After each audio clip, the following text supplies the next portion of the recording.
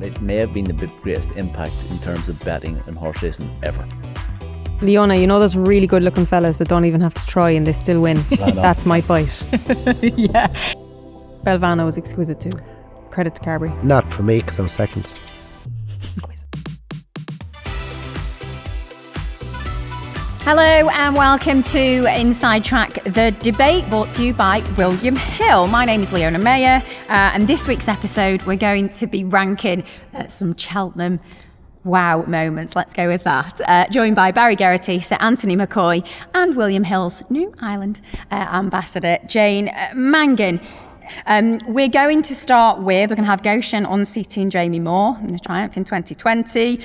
Champ's incredible win in the RSA, which was 2020 as well. We got Mike Bite veering across the track in the RSA. The Wichita Lineman ride that was pretty good in 2009 for AP.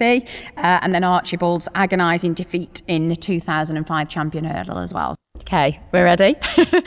1, 2, 3. Oh, come on. Okay, so we've got a few names, one name that's on there that isn't on the list, and shocker, the two people. There's three that is on the list. Do you see me? The two more awkward people. Delta Oscar in the Fox Hunters. Oscar Delta even. Oscar Delta. Let's start with the top rated from Jane and AP that's not even on the list. The horse that probably should have been on the list. Annie Power. Yeah, but they knew Ruby's too sensitive, that he'd get offended by that. I think they were just testing us to see if we were going to do it. It was the one that had the most impact on the markets and all the accumulators, and it was in the bag. The biggest loser of all time. Maybe ever in horse racing. I'm sorry that it wasn't on the initial list. I didn't make it, to be fair, so it's not really my fault. But we passed the test because we thought of it. Yeah, and I couldn't even Goshen. I couldn't, Yeah, well, if I was going to do it to Ruby and Jamie Moore, I had to do it to myself. Okay. Because, in different circumstance, it would be the obvious omission. I was the one who thought was going to be benefit from the gift that Annie Power gave when she fell at the last. Paul Townend had chased her on Glenn's Melody, and I was coming, staying on to be placed, and landed more or less in front or challenging at the back of the last. Annie Power on the floor. I'm thinking I'm coming to beat Paul.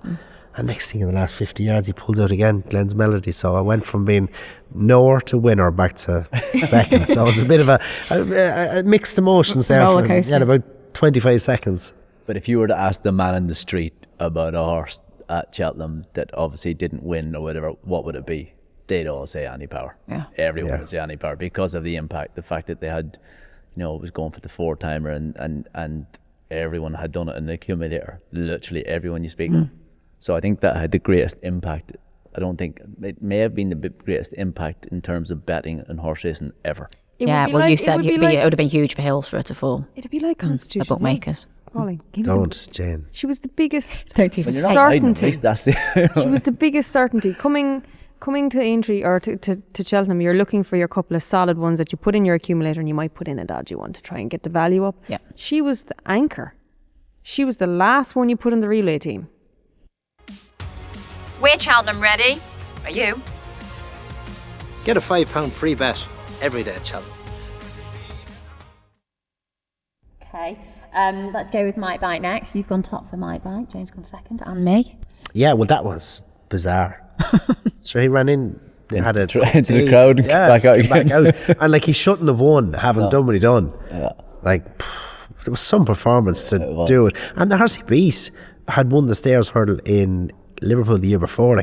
Whisper, he won the Carroll Cup with top weight. Were you aware of that? Nico was gone off there. Davey was on. Was Davey on Whisper? Davey was on Whisper. I can't remember what I was riding. You chose wrong, obviously. But he actually done it in a hurdle race the year before. He'd done it in a handicap hurdle in Cheltenham, the April meeting. Did he? He went wandering off in that as well. So he had it in him. I remember actually Harchibald's brother, horse that Michael Buckley used to own, did it with me in Sandown after the last going to win. Big chest horse, I can't remember his name though. Leona, you know those really good looking fellas that don't even have to try and they still win. That's my bite. Yeah, and got away with it. But I just wanted to include, if Champ was a great ride, so was Belvano.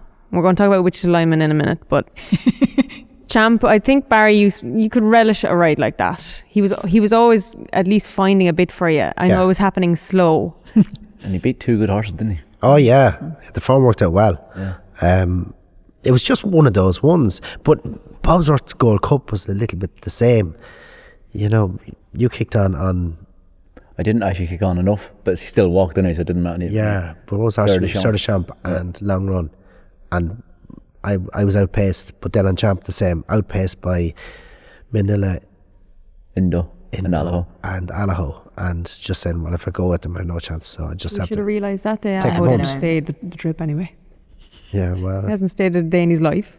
yeah, but it was a sweet one. Belvano was exquisite too. Credit to Carberry. Not for me because I was second. Exquisite. We've added a lot of horses onto this list. We've gone majorly off Christopher target. Humphreys. We all put. You haven't put. Thanks for that. You put Thanks for that. Harchibald very high up in comparison to everyone else. Why? Asher champion hurdle, like there was a stroke of magic, stroke genius, stroke lunatic with Paul riding in general anyway, but in that race in particular. And his biggest thing that he'll tell you is that he didn't wait long enough. Yeah, for me watching it Should've- though, he winged the second last and it got him into a landed, competitive yeah. position And he and he popped the last. If he had done it the other way around, missed the second last, he'd been better exactly, if he off. popped Yeah. the second last and was 2 lengths down going at the last and coming to run, so the fact he actually had to take him back going to the last and take him back after the last, it was nearly.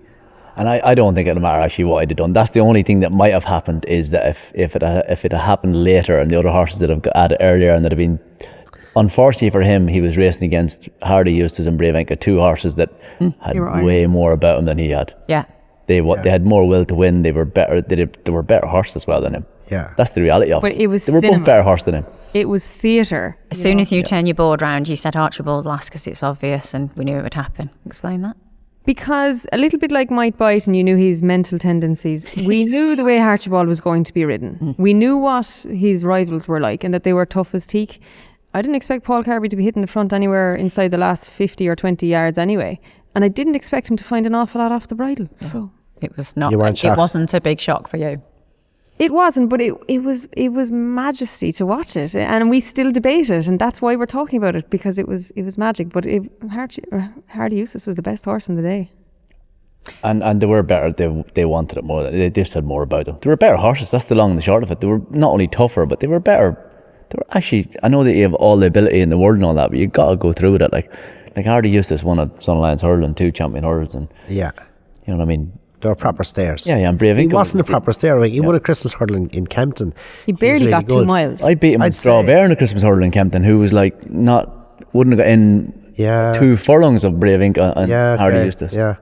You know, so I think it was one of those moments that he made it look more dramatic than anyone ever could. Do you know what I mean? I think I know. only Paul, could have got him Because to his go. arse is so high in the air. I think only he could have got him to where he got him to. You know what I mean? So. Right. And the thing about Paul is that he always would have looked like he was going better than he was. He'd have squeezed the life out of him beforehand to get there. You know what I mean? Without even noticing it.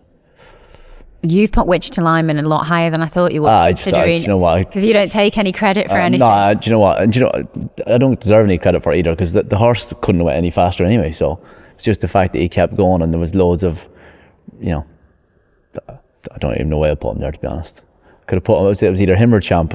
Archie'd probably rather have Champ above him, so he would, because he wouldn't even. If I even mentioned Wichita Lineman, he wouldn't know what I was talking about. So whereas he would with Champ, but and Mike Bite, you know, was there, but yeah, Annie Power. Talking about Carberry and how late he'd take a horse off the bridle. You, in contrast, you used to like rolling, kind of getting down behind a horse. No, I didn't even. I just liked. I remember watching Kieran Fallon riding the flat a lot, and I just thought, I don't know. I just think that horses were more even when they were. I just thought they breathed everyone different. Not that I didn't keep. Not that I don't think that I didn't keep the bit up in their mouth, because I do think I did, even though I looked like that. But I don't know. I just had this thing where I thought that they were better. They were, you know. Everyone has different concepts about, you hear this about getting them to relax and all that. And Martin Pipes said to me once, he said, I only want him to race for 5 minutes. He can relax for the next 3 weeks when he's at home. Yeah. Do you know what I mean? You know, I get all this thing about, you know, or I remember a lad saying to me, I'll never forget a lad said to Martin one day with someone, I give him a breather, Tony goes, you what? You give him a breather? I only want him to race for 5 minutes every month, once a month, and you want to give him a breather? No, I'm not saying that you shouldn't give him a breather, but my thing was that Right for Martin Pipe, you might need to. Exactly. It was more of a you know, racing's more about being about getting from the start to the finish as the best possible. It's about doing it as evenly as possible for your horse, and it's just everyone has different ways of doing it. It just was what it was worked for me. You get different horses that you can sit up and hold on to them, and you know, it's just whatever works in it. Horses and riders. Yeah. Wichita Lineman, who AP has put up higher than I thought. You've put in 4th. Jane, you've been 3rd. Yeah, look, I watched this man for all those years and I never wrote him off. So as soon as he gets back behind a horse, unless he pulls up, he's still got a chance. He was picking away. I didn't think he'd win. He was 5-1 favourite. Didn't think he'd win, but he had the form to win. Yeah. It's not like he did it on 100-to-1 shot. And It's still though, it looked unlikely. it was at all stages. one of those magic At all rides. stage. It really was, but it wasn't dramatic. For me, like it was one of those, like, you remember a couple of AP's magic rides. That would be one of the top 3 for me. But was it dramatic?